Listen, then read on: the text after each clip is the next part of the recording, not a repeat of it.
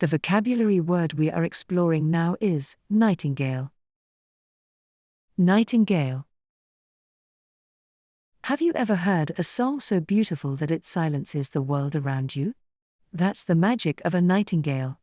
Known for its rich, melodic voice, this bird sings mostly at night. Throughout history, it symbolized poetry, love, and even healing. It's no surprise people say she sings like a nightingale. Meaning of nightingale. A nightingale is a small songbird known for its powerful and beautiful song, often heard during the night. Examples.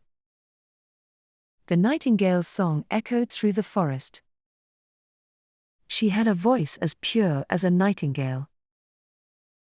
At dusk, a nightingale perched on the fence and sang. Short story. Lena moved to the countryside for peace. Each night, a soft, melodic song filled her window. Curious, she followed the sound and spotted a nightingale nestled in a tree. The bird's song soothed her worries and inspired her to write again. Soon, she published a collection of poems titled The Nightingale's Song. Readers praised its calm tone and heartfelt verses.